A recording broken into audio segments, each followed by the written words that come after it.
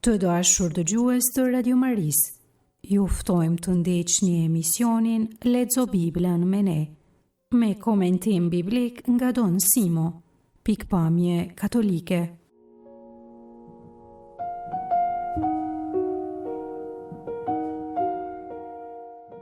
Në takimin e sotshëm lexojmë prej Ligjit të Përtrir, kapitulli 10 deri në 18. Tekstin e lexon Kristiana Curanaj nga Vishnjeva, famullia e Gucis në Maltëzi. Katekezen e bën Petrika Lame nga Bilishti, famullia e Korçës.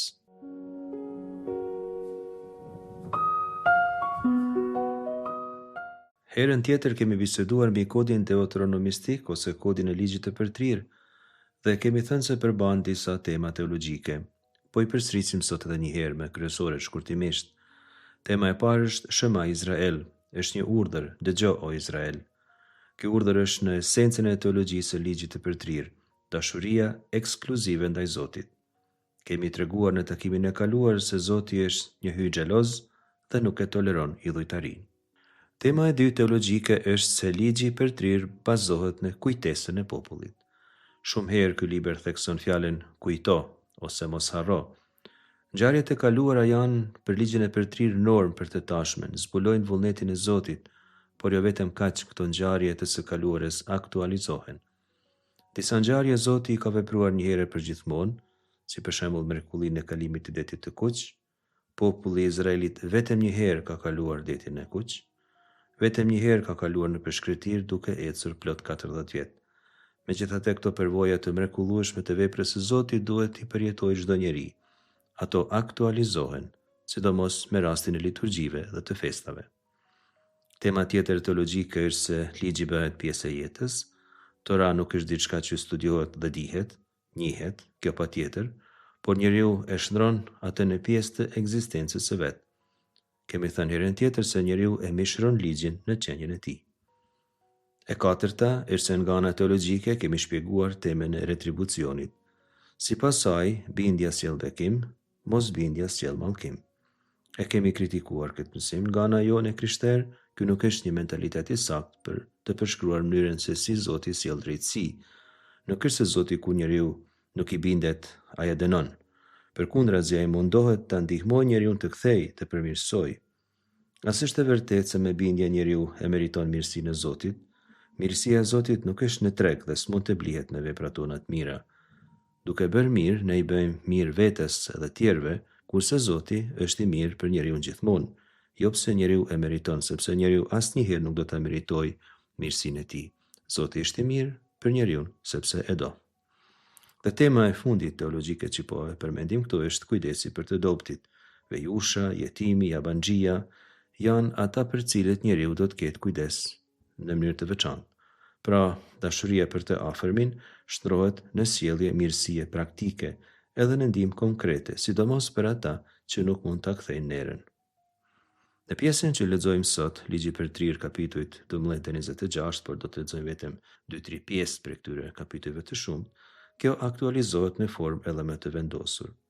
Por para se ta lexojmë tekstin për sot, t'ja hedhim një sy rregullore së herem që lexojmë tek Ligji i Përtrir kapitulli 7, rreshtat 1 deri në 2. Gjejmë këtu një urdhër shumë ekstrem që ka nevojë të shpjegohet mirë. Teksti shprehet kështu. Pra, kapitulli 7, rreshtat 1 deri në 2. E kur Zoti hyjët të ketë futur në tokën që do të hysh për ta pushtuar, dhe kur të ketë dëbuar para teje komë të shumta, Hetejt, Gergezejt, Amorejt, Kananejt, Ferizejt, Hevejt e Jebusejt, 7 komë shumë të mëdha në numër e më të forta se ti, e ti ketë dorëzuar ty Zoti hyjët, goditi deri në shfarosje, mos bëj marrëveshje me ta dhe mos ki mëshirë për ta. Përshkruhet këtu kërkesa për të shkatruar 7 popull që banonin në tokën e premtuar. Tregon teksti se arsyeja e këtij shkatrimi është se Izraeli është një popull i shenjtë, i zgjedhur prej Zotit, është më i vogli ndër popujt dhe Zoti e do këtë popull më shumë se të gjithë popujt tjerë. Si mund të justifikohet ky ligj? Në fakt nuk është e lehtë nga ana praktike, por do ta shpjegojmë në aspektin teologjik që është më e rëndësishme. Për hir të dashurisë së veçantë që Zoti ka për popullin e Izraelit, Ligji i Përtrir ndalon çfarë do përzierje me popullata tjera. Ndalon edhe martesat e përzierja me fjalë shumë të rënda. Ti lexojmë të rreshtat 3 dhe 4 të kapitulli 7.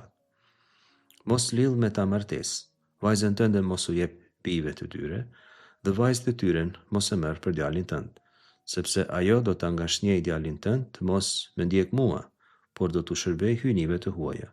E atëherë do të ndizet flak zemrimi i Zotit kundër jush dhe shpejt do të qesë fare. Qëllimi i ligjit është formimi një bashkësie që e tëra do të përkushtohet për kultin e Zotit dhe evitimi ndonjë bashkimi të këtij kulti me kultet hyjnive tjera. Si do ta shohim kur të lexojmë librin e Esdres, kjo rregullore do të shkojë deri në ekstrem. Do të kërkohet që edhe të dërgohen në shtëpi gratë tashmë të martuara me izraelian. Kuptohet se kjo rregullore ka sjellë mospranim për një pjesë të popullatës, në mënyrë të veçantë prej samaritanëve, por edhe disa libra të Biblës e kundërshtojnë këtë rregullore. Libri Rutës për shembull, por edhe libri Jobi deri një farë mase. Popullata e samaritanëve do të ndahet prej tyre dhe s'do ta ndjek më ligjin e përtrirë, por një ligj tjetër, pikërisht 5 libërshin e samaritanëve. Nuk është momenti ky të shpjegojmë të gjitha dallimet midis Tora dhe 5 libërshit të samaritanëve, por mjafton të përmendim dallimin më të madh. Sipas rregulloreve të samaritanëve, kulti hyjnor ushtrohet në shenjtroren që ndodhet në malin Garizim, jo në Jerusalem. Por kur të flasim për pjesë të historisë së Izraelit, do t'i themi disa gjëra mbi këtë 5 libërsh pak të veçantë, kurse tani ta lexojmë tekstin për sot.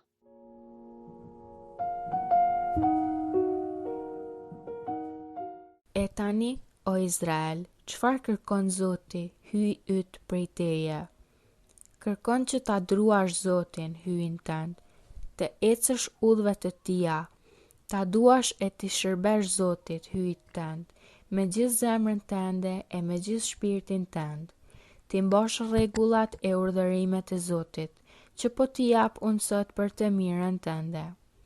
Po Zotit hyjit tënd, i përket qielli, qielli i qiellit, toka dhe gjithçka është në të. Megjithatë, Zoti u lidh ngushtë me etërit e tu, i deshi e pas tyre në mes të gjithë popujve, ju zgjodhi ju, do me thënë pasardhësit e tyre, si vërtetohet edhe sot. Pra, rrethpritni zemrën tuaj, dhe mos e nguroni më zverkun tuaj, sepse Zoti, hyji juaj, është hyj i hyjve, Zoti i zotëruesve, hyj i madh, i pushtetshëm, i tmerrshëm, që nuk bën krahambajtje, që nuk e prishin dhuratat, i jep të drejtën bonjakut dhe vejushës, e do të ardhurin, i jep ushqimin dhe veshën. Keni edhe ju dashuri për të ardhurin, sepse edhe ju keni qenë të ardhur në dheun e Egjiptit. Druaje Zotin, hyjin tënd, dhe atij shërbej, qëndroj besnik dhe në emrin e tij përbetohu. Ai është nderi yt e hyji yt. Ai i bëri për ty këto punë të mëdha e të tmerrshme që i pa në sytë e tu. Kur etërit e tu zbritën në Egjipt, nuk ishin veç se 70 frymë. E tani, Zoti, hyji yt të shumoj si yjet e qiellit.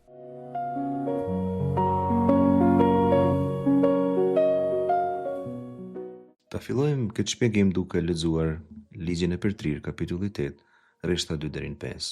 Aty lexojmë kështu: Zoti hyjit ka bërë të kalosh për këta 40 vjet në përshkretir, me qëllim që të përulte, të sprovonte, të mësonte çka ndryhen zemrën tënde. A do t'i mbash urdhërimet e tija apo jo? Të mundoj me uri, por pastaj të ushqeu me manë, që se njihje as ti as etrit e tu. Kishte për qëllim të vërtetonte se për të jetuar njeriut nuk i del mjaft buka, por i lipet edhe se cila fjalë që del prej gojës së Zotit. Petkat e tua nuk janë shqyer në trupin tënd, as këmba jote nuk është enjtur gjatë këtyre 40 vjetëve. E pranoje në shpirtin tënd se Zoti hyji yt, të edukoj, ashtu si edukon njeriu fëmijën e vet. Shprehjen njeriu nuk jeton vetëm prej buke, por prej çdo fjale që del nga goja e Zotit, e gjejmë tek Ungjilli Mateut, kapitulli 4, rreshti 4, por edhe te Ungjilli Luks, kapitulli 4, rreshti 4. Tradita prej nga vjen këtë citimi sinoptikëve i ashtu quajtur i burimi ku, frymëzohet tek këto rreshta të ligjit të përtrirë, për burimin ku do të flasim përsëri në të ardhmen, kur të flasim për ungjit. Edhe motivi vrasjes së këmbëve gjatë rrugës në përshkretir, siç shihet, gjendet këto tek ligji për trirë, kapitulli 8, rreshti 4. Cila është buka e vërtet? Tora, ligji dhe dëgjimi i tij, kjo sipas Jezu Krishtit është buka e vërtet. Bindja ndaj Zotit është buka e vërtet. Prova që sjell Zoti nuk është asnjëherë tundim. Tundimi ka për qëllim ta mashtrojë njeriu, ta nxjisë të bëj keq. Tundimi është vepër e tjetër kujt, nuk po ja përmendim emrin tash. Prova ka qëllim ta forcojë njeriu të përcaktohet për Zotin. Përmes provës, Zoti ndihmon njeriu të qëndrojë besnik. Rreshtat 12 deri në 22 që kemi lexuar konsiderohen si një predikim. Është një tekst që ka për qëllim ta forcojë vullnetin e popullit t'ia mbajë fjalën e Zotit në tokën që po trashëgojnë. Mojsiu thekson se premtimet që janë dhënë Zotit kanë pasoja, duhet të mbahen. Mbajtja e tyre e modelon jetën e Izraelit në një formë shumë specifike. Premtimet bëhen në mënyrë jetese, mishrohen në jetën konkrete të atij që ka lidh beslidhe me Zotin. Tek rreshtat 12-13 kemi një pyetje retorike të formuar me përemrin pyetës në hebraisht ma, që do të thonë çka. E tani o Izrael, çka kërkon Zoti hyjët prej teje? Përdorimi i këtij përemri pyetës përkujton pyetje të Shkrimit të Shenjtë që kërkojnë shumë reflektim për të dhënë përgjigje. Kur bëhet pyetje çka, para se mu përgjigj duhet mendu mirë, sepse pyetja është e rëndësishme. Tani për përgjigje personale çka kërkon Zoti prej teje, gjithkush do të përgjigjet në formë personale. Teksti biblik nga ana e tij jep një përgjigje konkrete për çka Zoti kërkon prej teje. Dhe fjala e parë që përdoret në hebraisht është lira. Do të thonë, Zoti kërkon ta druash atë hyjin tënd. Ki im lira et Adonai Elohecha. Kemi dy gjëra që duhen shpjeguar këtu. E para, formimin e fjalisë me ki im. Nuk mund të shpjegojmë me hollësisht nga ana gramatikore, por mjafton të themi se ky ndërtim sintaksor tregon detyrim. Është diçka që duhet bërë me çdo kusht. Çfarë duhet bërë me çdo kusht? Duhet pasur frikë Zotin me çdo kusht. Së dyti do ta kuptojmë si duhet shprehjen frika e Zotit. Fjala frikë këtu nuk nënkupton se prej Zotit duhet me u trem, sikurse tremet njeriu prej ndonjë gjëje të egër që mund të na dëmtojë ose të na marrë jetën. Frika këtu ka kuptim ekzistencial. Është pranim i distancës shumë të madhe në qendje midis njeriu dhe Zotit. Në filozofi thuhet distancë ontologjike. Njeriu e pranon se është shumë i vogël që të hyjë në raport me hyjnin. Nuk e di si do ta përballojë atë takim. Frika e Zotit është gatishmëria e njeriu të hapet para transcendentes, ose më mirë të themi, ban në vete konceptin se Zoti e te i kalon natyren, se është krijuesi i saj. Katekizmi i Kirkës Katolike thekson se frika e Zotit është frika e respektshme që biri ka ndaj atit të vet, e cila është e mbushur me dashuri për të, jo ajo shërbëtorit që ka frikë se ati do të dënoj nëse nuk sillet mirë se si shërben si duhet. Frika e Zotit është fryt i dashurisë, është dhuratë e Shpirtit të Shenjtë. Zoti na jep sepse na do. Kjo dhuratë na ndihmon ta duam atë. Frika e Zotit është besimi se Zoti është transcendent dhe se na ka në dorë dhe se na dëshirojmë të qëndrojmë në dorën e tij. Një detyrim tjetër që parasheh ligji për trirë është të ecësh udhëve të tija. La lechet bechol derachav në hebraisht. Përdoret këto fjala derek, rrugë. Metafora rrugës që nënkupton siç kemi thënë një stil jete, një mënyrë e të qenurit fetar, ashtu si mëson Zoti, evokohet shpesh tek ligji për trirë. Për shembull te kapitulli 5 rreshti 33. Por ecni drejt udhës që ju ka urdhëruar Zoti hyj juaj, që t'jetoni e të kaloni mirë, e të shumohen ditët e jetës suaj në tokën e trashëgimit tuaj. Edhe shumë citime tjera mund t'japim. Kapitulli 8 rreshti 6, kapitulli 11 rreshti 22, kapitulli 19 rreshti 9, 27, 17 e tjerë. Të ecësh rrugës e Zotit do të thënë, do ta shohim me poshtë, të imitosh Zotin, i cili është i drejtë dhe ka mëshirë. Në fakt mëshira është drejtësia më e madhe e Zotit. Pastaj detyrimi tjetër, Zoti do edhe që ta duash atë, ulë ahava oto. Dashuria paraqitet këtu si detyrim, si urdhërim, pikrisht si tek traktatet e vasalitetit që bëheshin në Mesopotami. Traktate që bëhenin asirt me kombe tjera më të vogla, që pranonin të bëheshin vasal, sepse kështu gëzonin mbështetjen e superfuqisë botërore. Çfarë do të thoshte dashuria e vasalit ndaj sovranit? Ta shpjegojmë këtë shkurtimisht sepse do të na ndihmojë ta kuptojmë edhe tekstin biblik. Dashuria e vasalit ndaj mbretit të madh Asirën kuptonte e para besnikëri politike absolute. Popujt vasal mbështetnin politikisht vetëm mbretin e madh. E dyta, një nënshtrim i vullnetshëm ndaj autoritetit të tij. Është vërtet se nuk kishin tepër shumë zgjidhje tjera, por ata vendosnin që t'i nënshtroheshin krejtësisht vullnetit të mbretit Asir. E treta, ekzekutim i urdhrave. Vasalt kishin detyrime të ndryshme ndaj mbretit të madh, paguanin taksa për shembull, por edhe tregoheshin të gatshëm të ndërhynin në rast të nevojës që mbreti i madh mund të kishte për të shkuar në luftë. Vasali e kishte krejtësisht të ndaluar shpesh edhe të komunikonte me popullat të tjera që ishin anëmike ndaj popullit të madh. E kishte rreptësisht të ndaluar të bënte aleanca me ato mbretëri.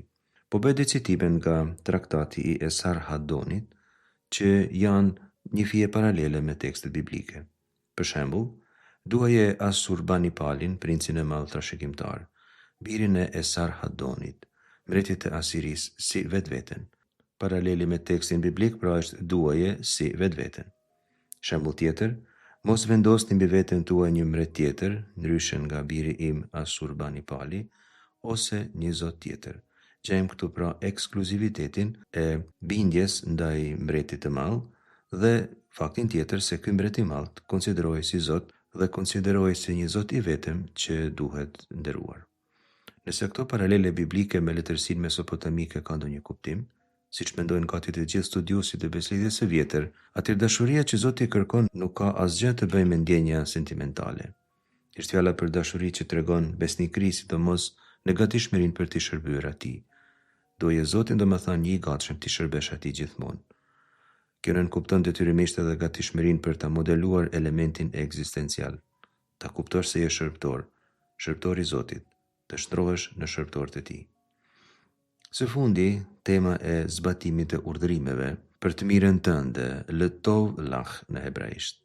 Edhe kjo shprehje për të mirën tënde përsëritet shpesh tek ligji për trirë, të jap një shembull prej kapitullit 4, rreshti 14. Baj urdhrimet e tija dhe ligjit e tija që unë po t'i jap, që ti jesh mirë ti dhe bijtë tu pas teje, e të qëndrosh për një kohë të gjatë mbi tokën që Zoti hyjyt do të ta jap. Ligji nuk është një barr e rënd e imponuar nga jashtë, por është një dhuratë që të drejton jetën dhe është për të mirën tënde. Mos mbajtja këtyre rregullave është një dëm që ti, njeri, i bën vetvetes. Te kapitujt 14-15 gjejmë një motiv që studiuesit e kanë quajtur paradoksi i zgjedhjes. Po, Zotit hyjit tënd i përket qielli, qielli i qiellit, toka dhe gjithçka është në të. Rreshti 14 thekson se Zoti është sovran i gjithësisë. Është një mënyrë që përdor ligji për trirë për të thënë se Zoti është krijuesi dhe se e ka në dorë krejt universin e krijuar. Sovranitetin e Zotit e thekson për shembull, sa për dhënë një shembull, por ka pa numër shembuj në Bibël, Psalmi 24, rreshtat 1-2. Ai shprehet kështu: E Zotit është toka dhe gjithçka ajo ka, rruzulli mbar e gjithë banorët e tij. Ai vet e themeloi mbi dete dhe bëri të qëndrueshëm mbi lumej. Megjithatë, ky sovran i rruzullimit ka zgjedhur këtë popull të vogël dhe e ka zgjedhur sepse e ka dashur. Thot rreshti 15, Zoti u lill ngusht me etrit e tu, i deshi e pas tyre në mes të gjithë popujve ju zgjodhi ju. Kështu ky popull do ta konsideroj Zotin si sovran të vetin absolut. Ky është paradoksi. Zoti, sovrani absolut, zgjedh si popull të vetin, popullin më të vogël ndër të gjithë kombet e tjerë. Rreshti 16 ka një kërkesë tjetër: rrethpritni zemrën tuaj dhe mos e ngurroni më zverkun tuaj. Tema e rrethprerjes së zemrës ka nxitur interes në studimet e Biblës me shekuj e shekuj. Rritin e rrethprerjes të paraparë prej librit të Zanafillës, siç e kemi parë duke studiuar Abrahamin, si një rit trupor, ligji për trirë e konsideron si diçka që duhet të shndrohet në nivel shpirtëror. Nuk mjafton rituali fizik, nuk mjafton pra të kryet rrethprerja që personi të thojë se është antar i popullit të Zotit dhe se do të trashëgojë premtimet që Zoti ka dhënë Abrahamit e Mojsiut. Është e nevojshme që të zbutet zemra dhe të dëgjohet fjala e tij. Shën Pali e ka cituar një herë këtë pjesë të ligjit të përtrirë tek letra Romakëve kapitulli 2, rreshtat 28-29. Ai shkruan kështu: Judeu i vërtet nuk është ai që shitet për jashtë si i tillë, si edhe rrethprerja e vërtet nuk është ajo shenja e pashme në mish. Judeu i vërtet është në brendin, edhe rrethprerja vërtet është në zemër, sipas shpirtit e jo sipas germes së ligjit. Lavdia hebreu të vërtet nuk vjen nga njerëzit, por prej hyjit. Dhe së fundi rreshti 17 është një doksologji, sepse Zoti, hyji juaj është hyji i hyjve, Zoti i zotrusve, hyji i madh, i pushtetshëm, i tmerrshëm, që nuk bën krahmajtje, që nuk e prishin dhuratat.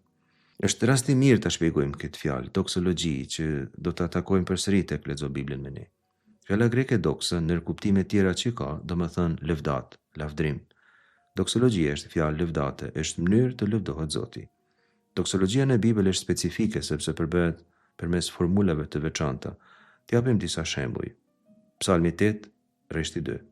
O Zot, Zoti ynë, sa i mrekullueshëm është emri yt mbi marrëdhën. Me madhëriet e i kalon edhe qiellin. Por kjo është një lëvdat e veçantë e Zotit, mjaft specifike. Libri Daljes kapitulli 15 rreshti 2. Zoti është forca ime dhe fuqia ime. Ai veç ai më shpëtoi. Ai është hyji im, atë lavderoj, është hyjati tim, atë e lartësoj. Pra, kjo është një mënyrë personale e lëvdatës së Zotit.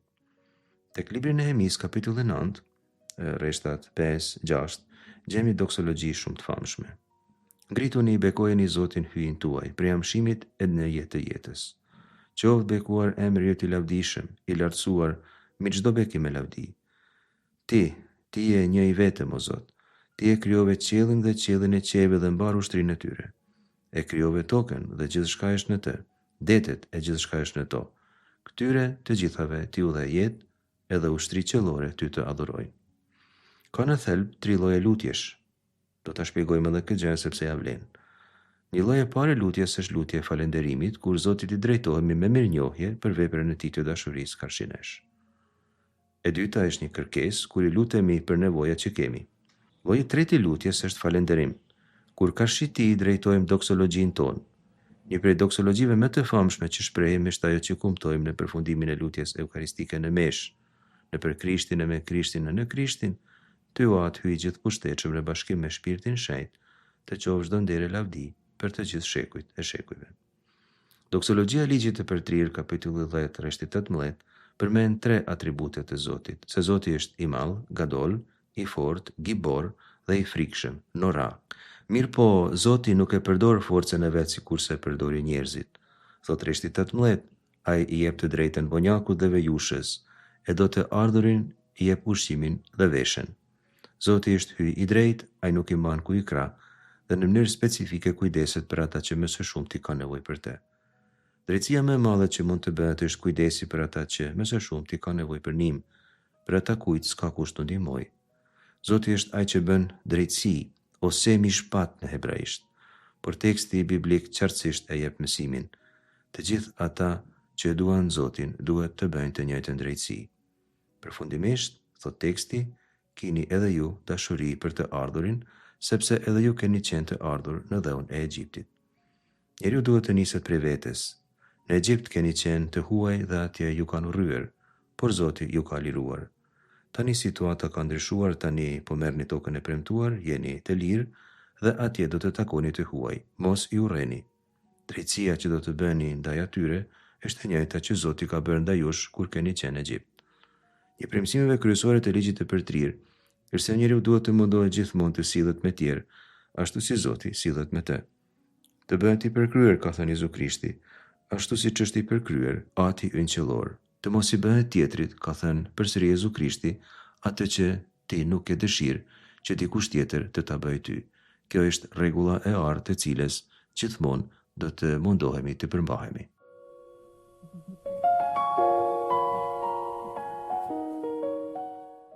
Nëse do t'i mbani vërtet të gjitha këto urdhërime që po ju japun dhe do t'i zbatoni e do t'a doni Zotin, hyjin tuaj. Nëse do të ecni të gjitha udhëvet e tija e do të qëndroni të lidhur ngushtë me te, Zoti do t'i dëboj para jush të gjitha këto kombe e ju do t'i pushtoni edhe pse janë më të mëdha e më të forta se ju. Çdo vend që do të shkel këmba juaj, do të jetë juaja. Prej shkretëtirës së Libanit, prej lumit të madhe Eufrate deri në detin perëndimor, do të shtrihet toka juaj. Askush do të mund të qëndroj përballë jush. Frikën e të merin tuaj do ta shtri Zoti, hyi juaj, mbi çdo vend që do ta shkelni, sikur se ju ka thënë. Ja, po juve para sot bekimin edhe mallkimin. Bekimin, nëse do t'i dëgjoni urdhërimet e Zotit hyjt tuaj që unë po ju urdhëroj sot. Mallkimin, nëse nuk do t'i dëgjoni urdhërimet e Zotit hyjt tuaj, por do t'i shmangeni udhës që po ja u dëftoj tani unë e do t'i esni pas hyjnive të huaja që nuk i njihni.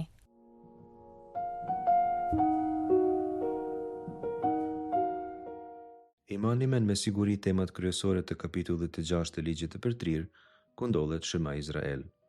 Shema Izrael kemi thënë është esenca jo vetëm me ligjit të përtrir, por ndoshta edhe krejt besëlidhjes së vjetër. Zoti është një i vetëm, ai na ka zgjedhur sepse na ka dashur dhe prej sklever që kemi qenë na ka bërë njerëz të lirë. Kështu edhe ne ftohemi të jetojmë si njerëz të lirë, të duam Zotin dhe gjithë këtë tjetër, të kemi kujdes sidomos për nevojtarët. Shema Izrael thekson pra temat e dashurisë, bindjes, tokës së premtuar, si dhuratës më të madhe që Zoti siguron jetesës, që i siguron paqe dhe liri. Mbajtja e premtimeve siguron bekimin, sepse ajo mbajtje është stil jetese dhe paqe. Asgjë e keqe nuk ndodh prej kryerjes së drejtësisë. Kemi thënë se drejtësia kryesore është kujdesi për më të fundit, për më të varfrit. Në traditën e kishës sonë, shumë shenjtër e kanë kuptuar këtë. Nëna Tereza për shembull e ka kushtuar krejt jetën e vet në shërbim të më të varfërve ndër më të varfrit dhe më të smurve ndër më të smurit. Ajo theksonte, dhe kjo është diçka specifike e mësimit të saj dhe përvojës së saj shpirtërore, se më i varfri ndër më të varfrit është ai që nuk është i dashur, që nuk është i pranuar prej askujt. Ajo është braktisja më e madhe, thoshte nëna Tereza. Prandaj ajo këshillonte, mos bëj gjëra të mëdha, bëj vetëm gjëra të vogla, por me dashuri të madhe. Ndonjëherë, një akt dashurie, sado e vogël, bëhet diçka shumë e madhe për dikë tjetër. Një buzëqeshje, thonte ajo, nuk kushton asgjë, por dikuj do më thon shumë. Ligji i përtrir, kapitulli 11, rreshtat 22-28 që lexuam, përfundojnë në një farë mënyrë bisedën e Shema Izrael. Janë një përmbledhje, një rikujtim për lexuesin. Duke lexuar të rreshta, na duket se po lexojmë përsëri kapitullin 6 të ligjit të përtrir. Veçanërisht do të theksojmë këto çështjen e kushtit. Kemi formulimin nëse do t'i mbani atëherë, nëse nuk do t'i mbani atëherë. Pra ka një kusht, varet prej njeriut. Ky formulim që përsëritet shpesh te ligji i përtrir do të vazhdoj deri tek përfundimi i librit të dytë të mbretërve, por gjendet edhe në tekste të tjera të besëlidhjes së vjetër që janë të shkruara me ndikimin e ligjit të përtrir. Kushtin nëse atëherë do ta takojmë shumë herë gjatë takimeve tona lexo Biblën me ne. Ta lexojmë pra kapitullin 11 rreshtat 22 deri 23. Nëse do t'i mbani vërtet të gjitha këto urdhërime që po ju a jap unë dhe do t'i zbatoni e do ta doni Zotin hyjin tuaj, nëse do të ecni të gjitha udhëvet e tija, do të qëndroni të lidhur ngushtë me të, Zoti do t'i dëbojë para jush të gjitha këto kombe e ju do t'i pushtoni edhe pse janë më të mëdha e më të forta se ju. Në hebraisht kemi formulimin ki im shamor tishmerun, që duhet të përkthehet me formulimin nëse për një mend do t'i mbani, nëse një mend do t'i mbani me kujdes. Kuptohet thirrja, jo të mban rregulloret në mënyrë sipërfaqësore, jo pa përkushtim, por me thellim shumë të madh, me përkushtim absolute të mundur, jo me dhunë, jo me sforco, por me dashuri, me mendje të mushën. Në hebraisht përdore këtu një folje që dëshiroj ta shpjegoj, folja davak, që do më thënë me u kap për diçka, me u lidh për diçka, me u njit për diçka, mos me u nda asesi. Shprehja është që të qëndroni të lidhur ngushtë me të. Është e njëjta folje që përdoret tek Zanafilla kapitulli 2, rreshti 24, ku Zoti thotë se njeriu do ta lërë të atin e emën e vet e do të jetojë bashkë me gruan e vet e do të bëhen një trup i vetëm. Ta lexojmë këtu tekstin hebraik sepse është i rëndësishëm. Vedavak be ishto ve haju le vasar ehad. Ideja është që jepet është se burri do të bashkohet, do të kapet, do të njitet praktikisht me gruan e vet dhe do të jenë një mish i vetëm, një trup i vetëm. Kjo tregon se me Zotin kërkohet një marrëdhënie e vazhdueshme, një bashkim i plot, i pandashëm. Është në pyetje një raport midis dy personave. Thjesht zbatimi i normave pa marrëdhënie të gjallë me Zotin është i pa efekt, përveç se është i mërzitshëm dhe frustrues. Rreshti 23 tregon se Zoti do të bëjë mrekulli. Izraeli do të trashëgojë tokën e premtuar, por jo me forcën e vet. Zoti dhuron lirinë e jetesës, të cilën populli nuk mund t'ia sigurojë vetes asesi prej vetvetes. Njeriu nuk duhet të mendojë se ky bashkim me Zotin është i paarritshëm, se kjo dhuratë që Zoti jep është për të vështirë të pranohet, sepse Zoti ndihmon t'i luftojë armiqt. Shpesh armiqt personifikohen me dobësitë personale të njeriut, me mungesën e gatishmërisë individuale për pranimin e dhuratës së Zotit. Zoti ndihmon edhe në atë aspekt. Rreshti 24 thekson se çdo vend që të shkel këmba juaj do të jetë e juaji, prej shkretirës e Libanit, prej lumit të madh Eufrat e deri në detin perëndimor do të shtrihet toka juaj. Këtu përmenden kufijtë e Izraelit, Libani dhe Mesopotamia në verilindje, deti mesdhej në perëndim, shkretira Negevit, edhe pse nuk përmendet, kuptohet në jug. Të gjitha këto territore do të shkelen me këmbë. Kjo thekson se do të merren në pushtet të gjitha dhe kjo ka rëndësi të veçantë. Për ekzistencën e një kombi në paqe, në përgjithësi, ka nevojë që ky komb të ketë tokë dhe të ketë kufi. Ka nevojë patjetër edhe që ta ketë një kryeqytet dhe një udhëheqës që i brin, por toka është thelbësorja. Izraelit i sigurohet toka, ai duhet të përkushtohet plotësisht për Zotin nëse do që ta marrë në pronësi dhe pasi që ta marrin, ta mbajë pa e humbur. Rreshti 25 thekson se Zoti do të përhap tmerr ndaj popullatave tjera. Askush do të mund të qëndrojë përballë jush. Frikën e tmerrin tuaj do ta shtrijë Zoti, hyj juaj, mi çdo vend që do ta shkelni, siç ju ka thënë. Kjo është një formulë gati ushtarake që garanton mbrojtjen hyjnore, që sjell tmerrë frikë tek popujt tjerë. Sipas ligjit të përtrirë, gjithë bota do të kuptojë se Izraeli është një popull i vogël, por se Zoti që e ka dashur, zgjedhur dhe liruar është i madh. Edhe Izraeli dhe kombet tjera do të lavdërojnë Zotin, të cilit nuk mund t'i bëjë ballë askush. Mësimi këto është i qartë, Zoti është i fortë dhe ai bën mrekulli. Prandaj thot rreshti 26, ja, po juve para sot bekimin dhe dëmallkimin. Në hebraisht gjejmë shprehjen në urdhërore re'e, shiko, shi. Zoti po flet për diçka serioze, nuk është thjesht ftesë me a hjell syt, është ftesë me fjalë tjera me pas kujdes, si për diçka jetike. Sot, hajom, Zoti po e bën këtë vepër. Sot, edhe nëse nga ana historike ngjarja ka kryer ka herë. Kjo ngjarje në të vërtetë nuk kryen asnjëherë, sepse vepra e Zotit bëhet aktuale gjithmonë, i përket personit dhe marrëdhënies së tij me Zotin. Nuk është diçka që ka qenë aktuale për të parë, por që sot nuk ka asnjë peshë, përkundrazi sot ka të njëjtën peshë për mua që ka pas në të kaluarën për të parët. Ligji i përtrir përdor tok fjalshin bekim dhe mallkim. Braha u kulela është qendra e mësimit mbi beslidhjen.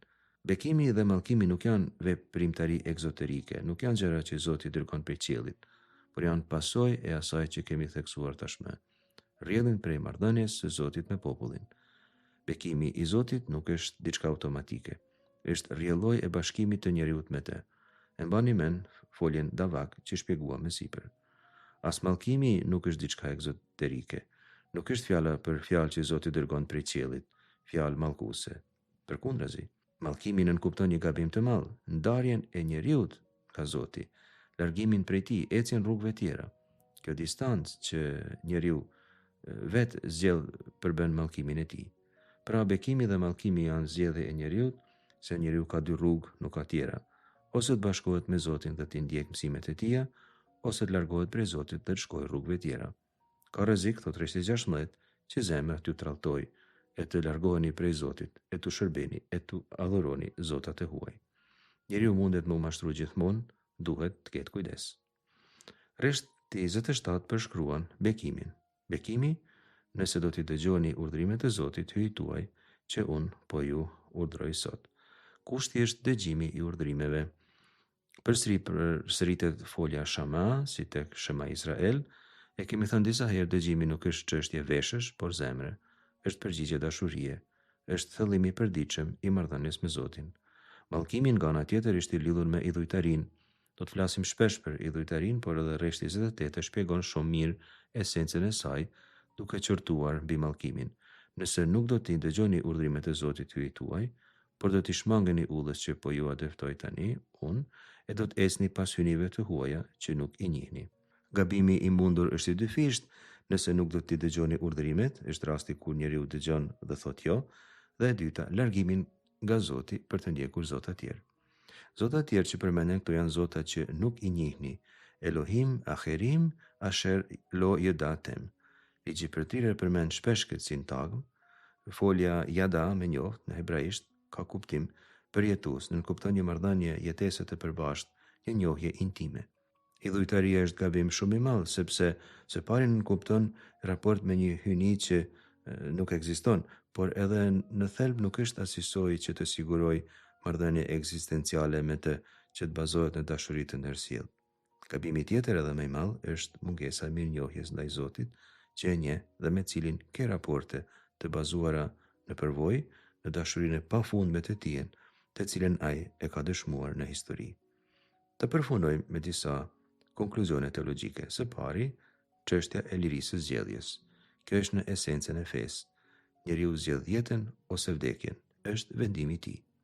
E dyta, beslidhja është me kushte. Ndryshe nga premtimi i Abrahamit që gjejmë te kapitulli 12 i Zanafils, te kapitulli 15, kapitulli 17, teologjia e beslidhjes në ligjin e përtrirë është me kushte. Toka është e premtuar, por gëzimi i saj varet nga fjala shama, nga dëgjimi. Beslidhja është dhuratë, por nuk është dhuratë automatike, nuk është e garantuar. Njeriu duhet të përpiqet ta gëzojë duke zgjedhur jetë, bekim, jo vdekje, mallkim. Toka është e premtuar, është dhuratë e paçmueshme, por edhe përgjegjësi e madhe. Toka është vendi konkret ku Zoti zgjidhet nga ana e Izraelit. Aty Izraeli do ta dëshmojë bindjen e tij pikërisht në tokë. Është vendi ku jep premtimin e besnikërisë, pikërisht në ngjarjet e përditshme të jetës.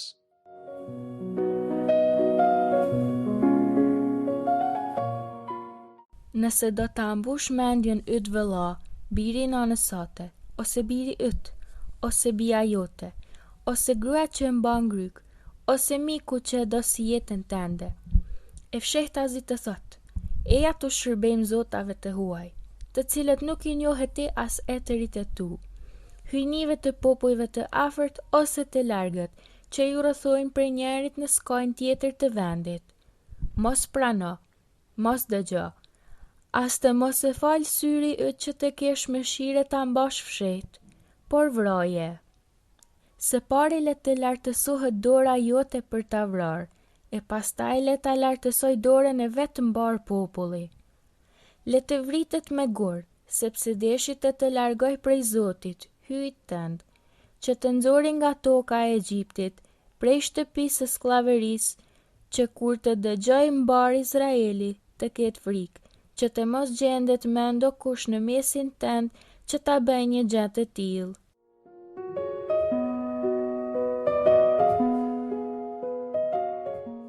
Kapitulli 13 i ligjit të përtrirë trajton një temë të vetme, nxitjen për apostazi. Me fjalën apostazi nënkuptojmë mohimin e vetëdijshëm dhe aktiv të fesë.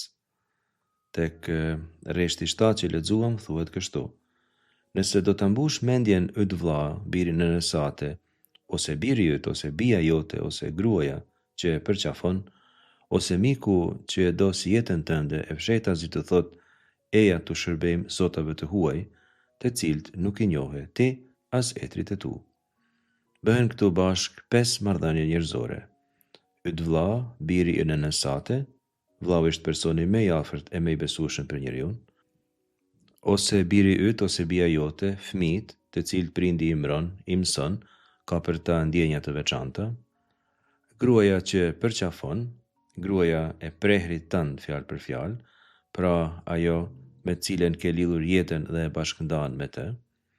Miku që e do si jetën tënde, është fjala për shokun e ngushtë, nuk ka rëndësi kush pra, kushdo qoftë që fshehur azi, fton për apostazi, duhet ndërhy sepse është diçka e rrezikshme. Pse është e rrezikshme kur është fshehur azi? Sepse nuk ka mbrojtje të komunitetit. Mund të dëmtojë individët e dobët. Ata mund të nxisin me këto fjalë: eja të shërbejmë zotave të huaj, të cilët nuk i njohe ti as etrit e tu. Të shkojmë e të shërbejmë dy folje që i atribuohen atyre që ndjekin Zotin. Kemi thënë se rrugët në të cilat duhet ecur janë rrugët e Zotit, jo ata që ndjekin zota tjerë. Vetëm Zotit i duhet shërbyer, jo zotave tjerë. Shërbimin dhe ndjekjen e zotave të panjohur e kemi shpjeguar tashmë. Janë ato zota kashit të cilve nuk ushtrohet far dashurie, sepse asnjë far dashurie as s'është marrë prej tyre. Arsyeja e ndjekjes së tyre është dëshira ose qëllimi i largimit nga Zoti që kanë njohur dhe dashur, pra pikërisht apostazia. Rreshti 9 thekson se nuk duhet dëgjuar këto ftesa për apostazi, prej kujt do që të vinë, qoftë edhe prej njerëzve të tu me të afërt. E para, mos i pëlqe, mos i mirato. Do më thonë, as të mos të pëlqejnë ty personalisht, as mos të arrejnë mendjen dhe as mos u thuaj atyre se po bën mirë. Mos u dëgjo, pra mos u bind, dihet i bindemi vetëm Zotit, folja këtu ishte shama, lotishma, mos u bind atyre se do t'i bindesh Zotit. E treta, syri yt mos të ketë mëshirë, mos të dhimen, mos të mashtrojnë ndjenjat natyrore që ke për ata njerëz të dashur. Mos thuaj po më dhimet, po m'bjen keq që për shembull vllai im ose djali im ose gruaja ime po bën ashtu. Ti nuk duhet të kesh mëshirë për arsye emocionale. Tjetra, mos e kurse, mos tolero pra në asnjë mënyrë idenë e tyre si diçka të pranueshme. Nëse është e papranueshme, mos e prano. Dhe e fundit, mos e fshi, mos e mbulo, mos e justifiko, nëse e kanë gabim, e kanë gabim. Teksti thot se gjitha ata që ftojnë për apostazi duhen vrarë. Është evidente se thirrja e tekstit këtu nuk është praktike, por teologjike. Këto rreshta mësojnë se besnikëria ndaj Zotit duhet ruajtur në ekstrem, me çdo kusht, edhe brenda gjirit familjar. Pra në këtë mënyrë kuptojmë edhe esencën e librit të ligjit të përtrirë. Nëse duhem ta shpjegoj me një fjalë, fjala kryesore këtu është shama, dëgjes, besnikëri.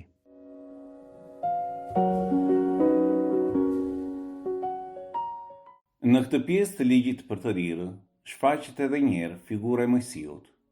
Hyi e urdhëron atë të përgatisë për të dytën herë dyra saguri, edhe aty Hyi rishkroi të njëjtat fjalë që kishte shkruar te krasat e para që Mojsiu i kishte thyer. Hyi tregon edhe një herë besnikërinë e tij tek fisi i Levit, fis i cili u tregua besnik dhe i bindur ndaj urdhërimeve të tij. Këtij fisi ju ngarkua detyra për të mbajtur arkën e beslidhjes së Zotit, për të qëndruar në shërbes në praninë e Zotit dhe për të bekuar në emër të tij. Ky fis veçohet nga fiset e tjera, si i përzgjedhur nga Hyi, që do të ishte i plotësuar nga hiri hyjnor dhe nuk do të kishte nevojë për gjëra toksore.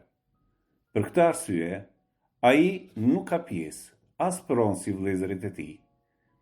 Prej fisit Levitëve, Hyi premton se do të dalë një profet, të cilin populli duhet ta dëgjojë. Për Hyin, besnikëria ndaj Zotit, shmangja e praktikave të errta dhe rëndësia e besimit të vërtetë janë ato që nuk na largojnë prej udhës së Zotit. Mojsiu u bën thirrje e izraelitëve të duajnë Hyin dhe të ndjekin udhëzimet e tij. Hyi kërkon bindje dhe besnikëri nga populli i tij. Ai i kujton popullit Izraelit kohën kur etërit aq të dashur për të shkuan në Egjipt dhe nga 70 frymë, ky popull u rit sa yjet në qiell. Hyi është për krahas i jetimëve, vejushave, të varfërve dhe të pamundurve. Ai është forca që mbështet të pamundurit edhe në ditët e sotmeve. Hyi është burim gëzimi, dashurie për të gjithë njerëzit në nevojë. E vetmja gjë që Zoti kërkon nga njeriu është një zemër e pastër, një zemër që mirëpret, e hapur për të tjerët, për të pranuar Hyin, hirin dhe dashurinë e tij. Hyi fton njeriu të dojë Zotin dhe t'i shërbejë atij sipas udhëzimeve të tij. Hyi fton popullin e Izraelit të shohë fuqinë e tij, që nga dalja nga toka e Egjiptit, ecja në shkretë të tirë, e deri në ditët e sotme. Po ne, a e kthejmë ndonjëherë kokën mbrapa për të parë mrekullitë që Hyi ka bërë me jetën tonë dhe sa sfida kemi kaluar fal pranisë së tij? Hyi tregohet besnik ndaj premtimeve të tij. Ai fton popullin e Izraelit të përgatitet për të hyrë në tokën e premtuar. Në këtë tokë, populli do të mund të siguronte gjithçka që i nevojitej. Hyi do të çonte shirat në kohën e dur, do të jepte ushqim për të gjithë, do të kishte gjithçka që nevojitej. Por hyi kërkonte një gjë të vetme, besnikëri me zemër të pastër. Hyi kërkon popullit të mos adhurojnë zot tjetër përveç tij. Nëse populli ndjek udhëzimet e hyjit dhe nuk e tradhton atë, atëherë ai do të jetë një popull i bekuar dhe hyi do të jetë ndihma e tij. Hyi mëson popullin e Izraelit si ta adhurojë atë. Hyi fton që të shkatërohen të gjitha alteret e popujve të tjerë dhe populli të adhurojë hyin e vet në vendet e përzgjedhura prej tij. Vetëm aty, vetëm në vendet e zgjedhura nga Zoti mund të bënte fli. Aty mund të hanin e të gëzonin në praninë e Zotit. Hyi urdhëron që populli i Izraelit, kur të hyjë në tokën e premtuar, të dallohen nga popujt e tjerë, duke adhuruar vetëm Zotin e vet. Hyi nuk duhet të ngatërohet në adhurim me hynit pagane. Hyi bën thirrje popullit të Izraelit të bëj kujdes nga profetë e rinj, të cilët, për t'i larguar nga Zoti, duket sikur bëjnë një mrekulli. Kush qëndron besnik me hyin, është i bekuar dhe i lumtur në të. Kush largohet për hyjit dhe beson në hynit e tjera, është i humbur dhe i dështuar. Sytë tanë duhet të jenë të drejtuar nga hyi, duke bërë vullnetin e tij. Secili prej nesh, me gjithë qenin e vet, duhet të jetë në shërbim të fjalës së mirë. Hyi na fton të jemi bijtë e tij, të jemi krenar që jemi populli i tij i zgjedhur. Secili prej nesh është i veçantë në sytë e Zotit. Jo të gjitha kafshët konsiderohen të pastra para hyjit, edhe midis tyre bën dallime. Njeriu është i ftuar të hajë mishin e kafshëve të pastra. Hyi kërkon që një pjesë e fitimeve që marrin nga toka t'ia shpërndajë njerëzve në nevojë, jetimëve, vejushave, të sëmurëve, levitëve. Edhe në kohën tonë të përditshme, të krishterët nuk duhet të jenë pre vetëm e pasurisë, por të jenë fryti i dashurisë, mëshirës dhe dhurimit. Një krishter nuk duhet të largojë sytë e tij nga njerëzit në nevojë, dhe as të ligështohet, nëse vllai e ka të pamundur t'i kthej borxhin atij. Hyi kërkon që dhurata të bëhen pa një zemër të ligsht, por me vullnet dhe dëshirë. Çdo njeri që zbaton këshillat e hyjit do të bekohet dhe asgjë nuk do t'i mungojë. Njerëzit janë mozaik, plotësues të njëri tjetrit. Askush nuk i ka të gjitha, por e gjitha ndërtohet nga kontributi i secilit prej nesh. Asgjë njeriu nuk ka fituar nga merita, por gjithçka njeriut i është dhënë nga hyi, dhe kjo gjithçka që është dhënë dhuratë duhet të dhurohet plotësisht. Lajmi i mirë nuk është një lajm që duhet të mbetet tek ne, por duhet të shpërndahet me gëzim edhe tek të tjerët, nëpërmjet dëshmisë së jetës sonë të krishterë. Jemi të thirrur të mirëpresim në komunitetet tona të krishtera, cilindo që dëshiron të afrohet me hyn, duke mirëpritur atë dhe duke përqafuar si vllajin tonë në Krishtin. Dashuria jonë duhet të jetë rrezatuese tek të tjerët, që kushdo na sheh, na dallon dhe na veçon. Hyi le të lirë për veprime njerëzit, nuk i detyron ata, por në lirinë e vet, njeriu duhet të njohë Zotin, dashurinë e tij, dhe këtë dashuri t'ia përcjell edhe njerëzve që e rrethojnë. Hyi i kërkon popullit të Izraelit të kremtojë festën e Pashkëve dhe të kujtojë mrekullinë që hyi ka bërë me popullin e Izraelit, duke nxjerrë atë nga skllavëria e Egjiptit. Shpeshherë në këtë kapitull përmendet numri 7. 7 ditë, 7 javë, 7 vite. Numri 7 është numri i përsosmërisë dhe pastrimit. Hyi i fton njerëzit të jenë të pastër fizikisht dhe shpirtërisht. Nuk duhet të harrojnë kur të mira që hyi ka dhënë. Raporti që kërkon hyi nuk është një raport që lidhet vetëm me qiellin, por është një raport i cili lidhet edhe me tokën, me njerëzit që na rrethojnë. Hyi kërkon që njeriu të jetë i drejtë dhe të mbrojë drejtësinë. Njerëzit nuk duhet të besojnë në hyjni të tjera, dhe t'i shërben atyre. Çdo kush që i shërben hyjnive të tjera është i humbur. Për çdo vendim apo mosmarrveshje, njerëzit duhet i drejtoheshin gjykatësve dhe ta merrnin të mirëqen atë që ata vendosnin. Mbreti i tyre duhet të ishte një njeri i zgjedhur nga populli, jo i pasur. Zemra e tij të mos jetë e mbushur nga pasuri toksore, por në brendësi të tij të jetë hiri ynor. Të mos bëhet egoist dhe të mos ketë dëshirën të kthehet në Egjipt, vend në të cilin ai trajtoi si sklav. Hyi nuk kërkon të trajtoj popullin e vet si sklav, por e trajton me dinjitet dhe dashuri. Fisi Levit nuk mori trashëgimi toke si fiset e tjera, sepse ishin në shërbim të Zotit. Populli duhet t'i mbështesë ata me oferta. Hyi ndalon që populli i Izraelit të besonte në fall, magji, thirrjen e të vdekurve, parashikimin e fatit apo të tjera, duke ia bërë të ditur izraelitëve se këto gjëra nuk ishin të pëlqyeshme në sytë e Zotit. Dashuria e hyjit me njeriu nuk ka kufi. Ndonjëherë edhe ne kemi të vështirë të kuptojmë këtë mister, sepse në mendësinë tonë të duash do të thotë të mbash pranë, të zotërosh, të mos lëshosh. Ajo çka duhet të gëzojë zemrat tona janë fjalët. Unë jam me ju çdo ditë, deri në mbarimin e botës. Edhe kur ndihemi vetëm, edhe kur jemi të dekurajuar, duhet ta dimë se Krishti është me ne. Ndoshta jo gjithmonë në mënyrën që ne do të donim, ndoshta jo gjithmonë me shenja të dukshme, por realisht i pranishëm në fjalën e tij, në Eukaristi, në kish, tek të varfrit, në eshtin e zemrës.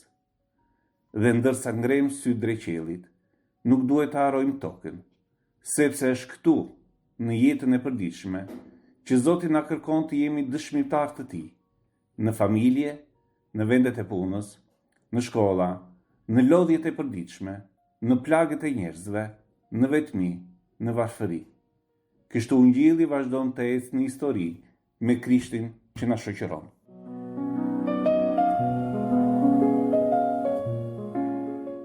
Në takimin e ardhshëm vazhdojmë me leximin e librit të Ligjit të Përtrir. Do t'i themi disa fjalë mbi profecinë e vërtetë, disa fjalë lidhur me magjin që libri i Ligjit të Përtrir i ndalon me shumë forcë. Pjesë që do të lexojmë janë prej kapitujve 19 deri 28. Bëni mirë t'i lexoni të shtëpia nëse doni, sepse do t'i kuptoni më mirë. Ne si gjithmonë ju falenderojmë për vëmendjen tuaj. Zoti ju bekoftë të gjithëve.